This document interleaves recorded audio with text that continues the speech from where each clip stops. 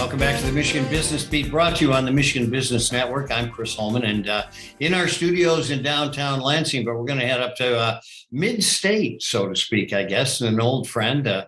Actually, worked together at SBAM for a long time, and prior to that, he was, is now, I guess it's best to say, a recovering representative. So it's good to have Tony Stamas on, President and CEO of Midland Business Alliance in Midland, Michigan. Tony, it's always good to see you, my friend. How Chris, you doing? It's great to see you. I'm doing well, and it's great to see you. Thanks for having me on. Let's remind everybody about what your association is, the Midland Business Alliance. Absolutely right. The Midland Business Alliance, a number of years ago, community leaders brought together, Legacy Chamber, Legacy Economic Development has been Midland Tomorrow, the Midland Chamber brought them together. This is a one-stop hub for business. The missions are the same. We want to help businesses that are here, help them to start up, help them to grow and thrive, and bring new businesses here. So we're just, we've got a great team that we work with, and we've got a for-profit CBM services and a company, Midcon, that works with a lot of nonprofits and technology. So we're very fortunate, and we get to work with a lot of wonderful businesses. So, Tony, to ask you, this is obvious. Do you guys get involved in advocacy as well? We do. We have a vice president of advocacy, Diane Middleton, who does a great job, and we're really engaged at the local, state, and federal level. We don't endorse candidates, but get very involved in terms of the issues. We partner, with Saginaw Bay in terms of issues, but with chambers, Lansing, Grand Rapids, Detroit, around the state, just trying to make sure that, that perspective is heard. And, I think with the number of issues we've had that we'll probably talk about, we've had an opportunity to kind of work at every level of government with our partners. So let's talk about 2022. How's it been? We're coming out of such a weird period. It is. And, everybody's kind of trying to navigate and what's this mean in a post-pandemic, hopefully, world. What we're seeing on a lot of fronts is there's a lot of, I think, pent-up demand. We have our Wake Up Midland the first Friday of every month, and we had one a week ago, and we had 15 new members that we were introduced. I think there are a lot of people who were waiting to open their businesses. They were kind of waiting, and so we just see that. And it was also one of the largest groups. We had over 200 people there. We've had certainly well before the pandemic, and so I think pent-up demand. We see that in terms of the retail sector. We get, calls every week in terms of manufacturing, looking at buildings, looking at sites. And so, I sense a lot of energy, people who are looking to reinvest or to make new investments. It's kind of interesting how some people have prospered through this period of COVID. As a golf course owner, I mean, it was wonderful, actually.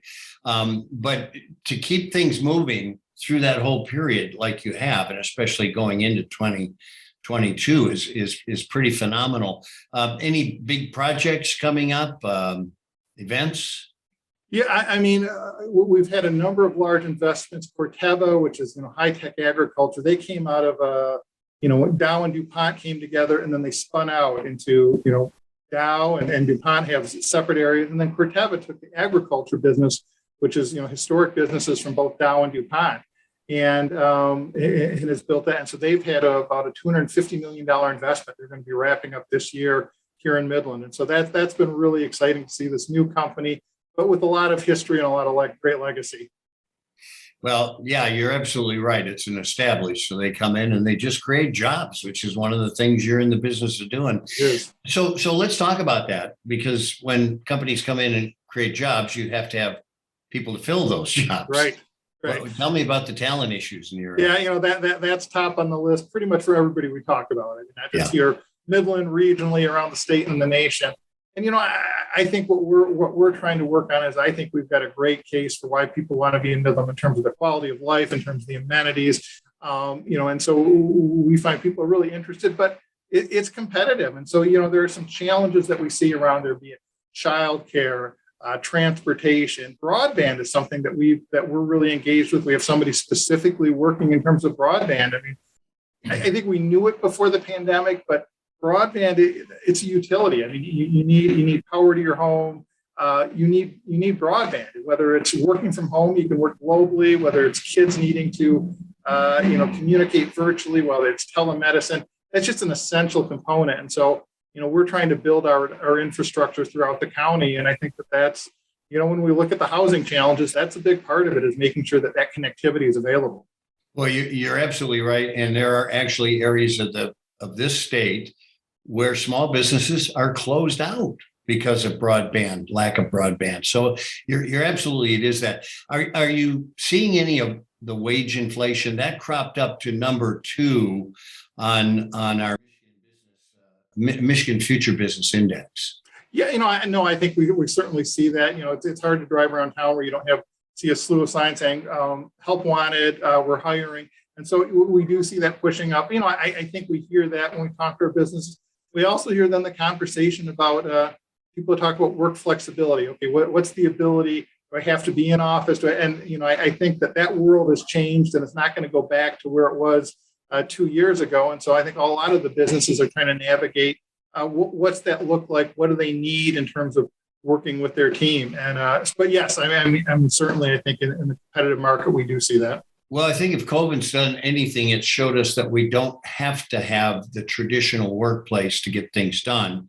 So we're going to have to get kind of creative in our hiring to go get the rest of that workforce. Absolutely. All right. Tony, thanks so much for joining us. It's always good to spend time with you, my friend. Chris, great to be with you. Thanks so much. All right. Tony Stamas, President and CEO of Midland Business Alliance. I'm Chris Holman, and you've been watching this on the Michigan Business Network. We'll be right back with more.